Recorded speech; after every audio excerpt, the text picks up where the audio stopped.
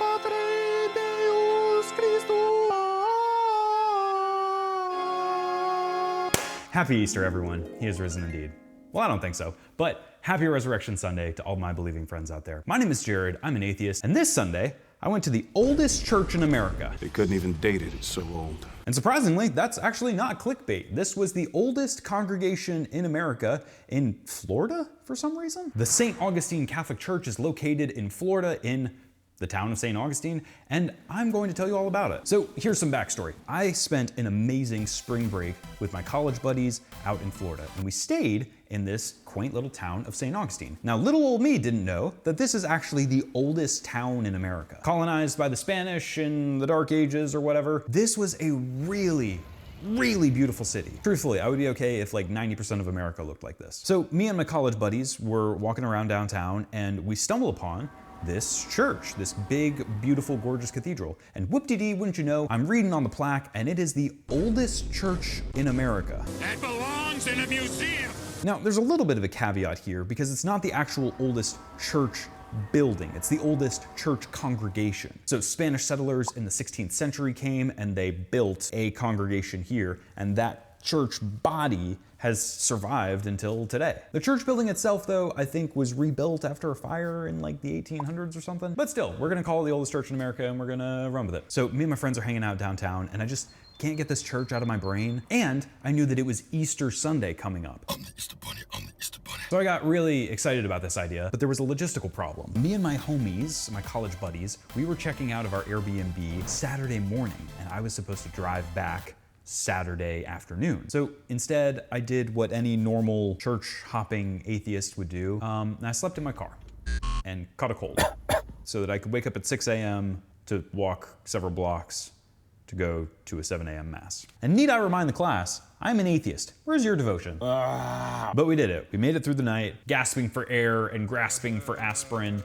Cool, so now it's 6 a.m. in the ass crack of Florida, and it's time for church. I walk a few blocks over to the cathedral, and mass was supposed to start at 7 a.m. So in my mind, I'm like, Easter mass, oldest church in America, there's gonna be a lot of people there. So I get there at 6:20, and I walk into this church, and it is stunning. It is absolutely beautiful. Now, I'm no stranger to big cathedrals, big, beautiful cathedrals. Heck, I've been to the largest cathedral in the world, La Sagrada Familia. I've been to the Vatican, I've been to the Church of the Holy Sepulchre. I've been around, and this really punched above its weight class. The iconography was stunning. The murals, the paintings, the statues, it was just really beautiful. If you're a returning viewer, you might remember a few weeks ago I went and visited a Mormon church. And my criticism of the Mormon church was, oh my God, this is the ugliest building in the world. I want to die. Help, help, please send help. Gouge out my eyes. And to my great surprise, the aftermath of that video, there was several things, but one of them was that a Mormon radio show actually picked up my video and made a whole response video about it, and they were really nice and kind about it. But one of the guys commenting on my video made the point like, well, yeah, you know, we're not trying to razzle-dazzle people and or trick them into, you know, converting. We want to let the message of Jesus Christ just speak for itself. We're not trying to razzle dazzle you and like attract you into our religion with stained glass or whatever. We want you to, it's an experience just for you. And we're trying to plant these things all over the world at the lowest possible cost. And I think that that's a totally fair way to do it. But at the same time, I feel like iconography in a church like this is its own means of evangelism. Like, one of my most vivid memories is walking into La Sagrada Familia in Spain. I don't know if I'm pronouncing it right. I was with my best friend who is also an atheist, and we walked into this church and we were just dumbfounded. We were so blown away. And we both nearly like reconverted on the spot. It was so unspeakably beautiful. It's this cathedral that just goes up and up and up forever, and you feel so small and insignificant, and you realize like, oh my God, there is something bigger than me happening here. Now, I would probably be lying if I said that I felt that level of reverence here in this cathedral, but it was still pretty impactful, you know? It really gives you pause. Now, listen, I know that not every church can be a mile-high cathedral with, you know, hundreds of thousands of dollars worth of gold icons everywhere. That's not economical, that's not realistic. But there is definitely something to be said for a cherished, sacred work of art that took somebody a lot of time. Maybe it didn't even need to take them a lot of money, but it was clear that somebody poured their soul into this thing. And not just once, but like over and over and over and over again. And that's kind of what makes it feel like a holy place. It's like you're stepping into a sanctuary where the walls are just painted with passion, painted with somebody musing and meditating on God. And it's really impactful. And again, I don't think that this is the only way to do it, because sometimes you got a congregation of people and you just need a pop-up tent to put them all so that they can, get together and sing some songs. That's fine. But I just hate that that's the default, Like, especially here in the land of opportunity, I don't know, it just bugs me that there's never a sense of like, hey, we're thinking for generations, we're thinking centuries rather than decades. Like, I drive past all these, stupid mini mall shopping center church buildings, and it's like, yeah, you pop up today, but you'll, split and deconvert, and, the building will get remodeled into a Toys R Us or something. But this building won't. And maybe it'll just be a relic of history, with no people inside of it. But like, this place will always commemorate Christ. Nothing else. Whereas even like your run-of-the-mill Baptist church, I've seen like Baptist churches get renovated into mosques. And that can't happen here. This building isn't just going to get sold off and gutted and renovated into something else. People recognize like, this is a monument. This is sacred. And it's a monument that stops you in your tracks. What is this event in history that they felt the need to commemorate so illustratively? So Easter Mass was starting at 7 a.m. So I got there at 6:20. And to my surprise, to my shock and amazement, there were already a lot of people in there. I mean, the church wasn't bursting at the seams, but there was more than a couple dozen people in there already in there just praying the Hail Mary. Now, I'm not Catholic, and I don't really know this song and dance, this shindig super well. I don't know how normal this is. Maybe it's super normal. But it was really beautiful to watch. Just a lot of people in a dimly lit room kind of mindlessly chanting this mantra. Now, I want to make a contentious claim here that both Catholics and Pentecostals will be angry at me for, but bear with me. As I was just sitting and listening to these people chant the Hail Mary over and over again, it struck me as oddly similar to praying in tongues. It's just this kind of mindless chanting where you're clearing your mind and you're saying this thing over and over and over again, and you're focused on God. And that feels a lot like speaking in tongues. Now, I know that speaking in tongues gets a bad rap. People make fun of it a lot, and sometimes it's justified. Now, I'm going to pray in tongues for a moment. But there have been moments in my life where some of my mentors or some of my peers would speak in tongues in this really beautiful, pensive way. And it felt restorative. It felt beautiful. I take that with a grain of salt, because I can also point to, dozens of times when speaking in tongues felt very creepy and very off-putting. But I feel like there's something to that. Just letting your mind go and wander and meditate on God, and you don't have to be striving and praying for this person with cancer or that guy with diabetes or, your finances or your future, but just stepping back and letting the mystery of God take hold of you. That feels powerful. So finally 7 a.m. rolls around, and there's a whole bunch of people who start making their way into the service, and I'm ready.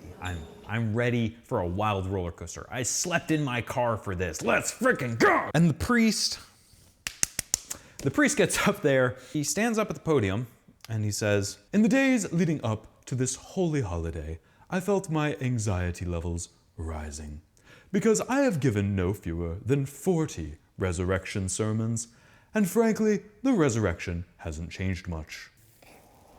Oh, I slept in my car for this! The mystery of faith. Now, to be fair to this priest, it was early in the morning, 7 a.m., and maybe you're tired. Maybe you're not feeling it. I get it. We've been there. We all have off days. I don't want to pick too much on this priest for what is likely just kind of a personality temperament. I don't think that everyone in the world has to be a loud and proud, bee-swatting Pentecostal. But still, man, it was like, it's Easter Sunday. Come on! Now, I'm kind of teasing and making fun of this priest a little bit, but I looked on their website, and there was another priest who I wish I would have stayed for, who gave a much more energetic, passionate sermon.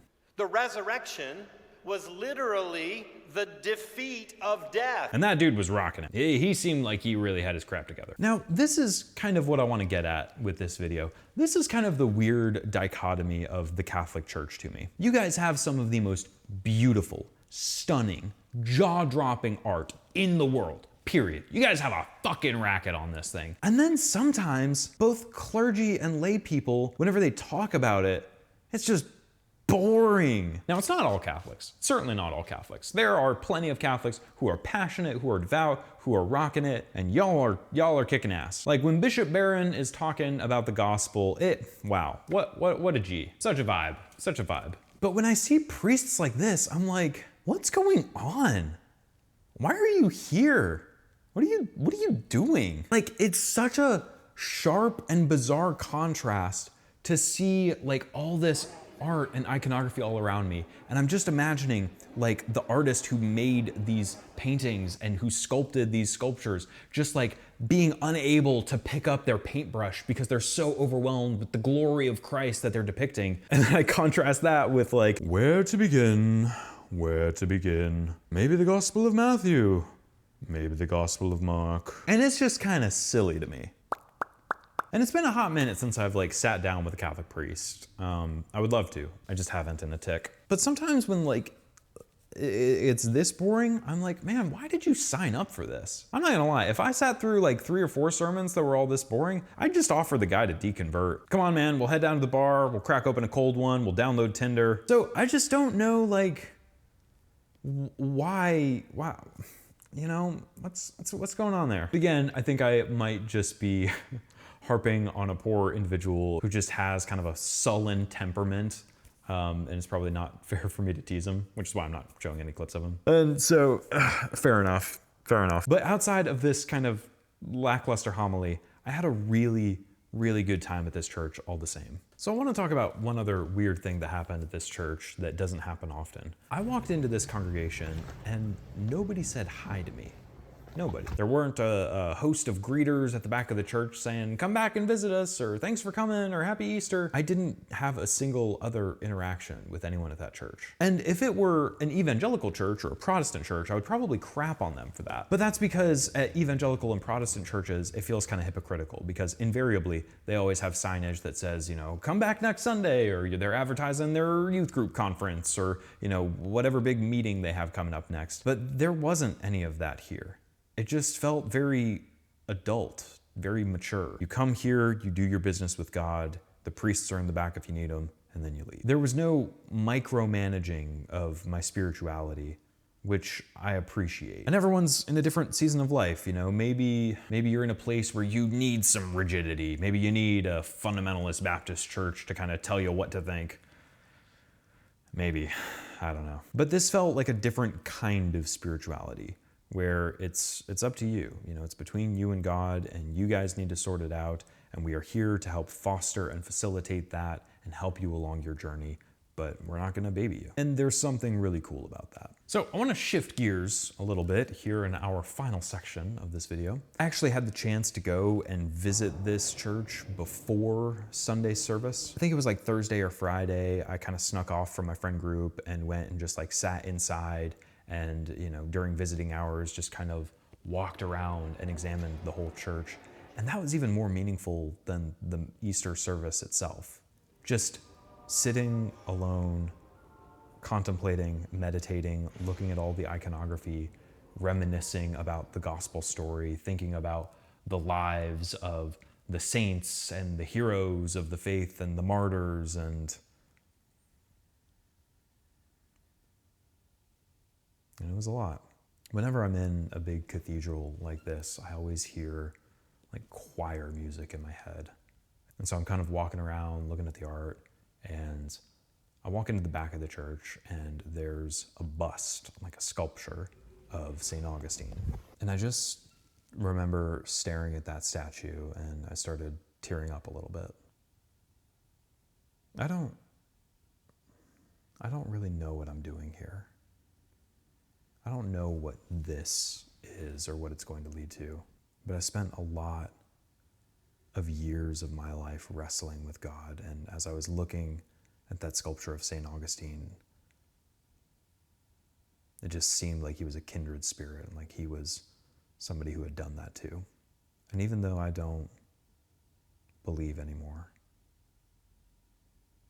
I still walk with a limp from all that wrestling. And I want to make sure that all those years of striving weren't for nothing.